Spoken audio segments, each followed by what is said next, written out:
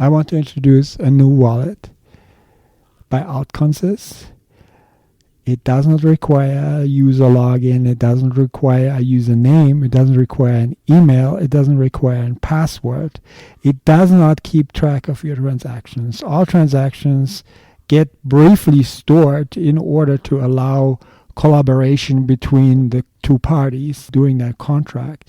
There's also an arbitrator, provided that option is mandatory for safety, of course.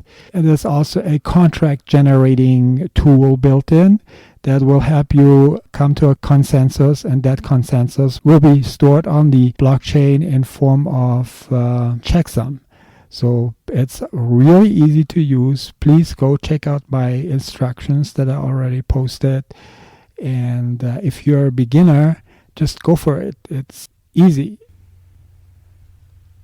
Okay, when you first get to the site, you see your Bitcoin address, multisig, and public and private key already generated.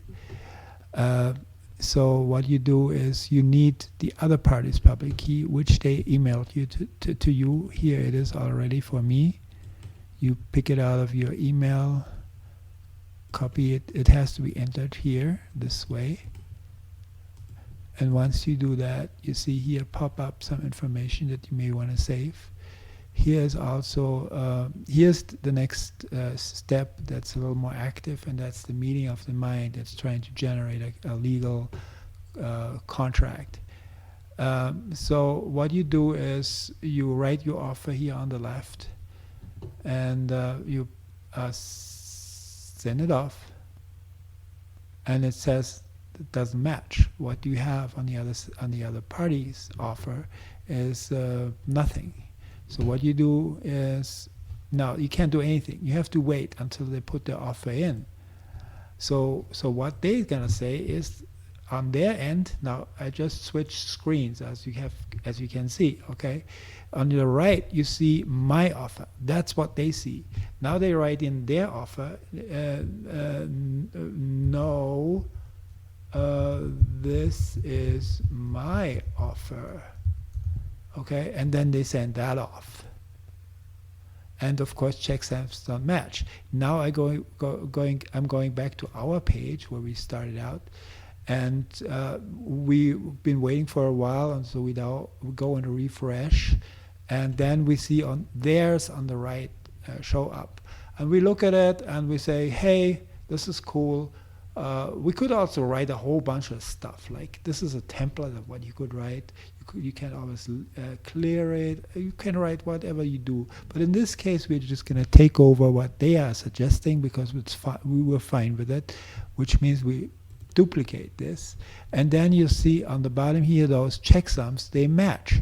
And when the checksums match, then it continues next with the transaction. The redeem script is already filled in, so all you need to do is load it, and also the boxes here below, those forms, they haven't been filled out. Once you load that and it's funded, you see it show up here, 14 something. It's already pretty much filled out. Okay, so what you do is you push this button a couple of times, recalculate. You see that'll go out and check the current rate on transaction fees. So, and you want to make sure that this is the current rate, so you do it again. You click recalculate LA. Sometimes it changes a little bit because theirs changes. So once that is done, you submit it, and you see the transaction is encoded. You see, you check again the transaction that is here encoded right here. You check it if it actually matches what you did above. In case some mistake happened or some hacker got in between or some crazy stuff happened, not likely, but just for additional safety. So here, down here goes now goes your signature. So you take your signature, your private key, copy, and put that in there, paste it, and send it off.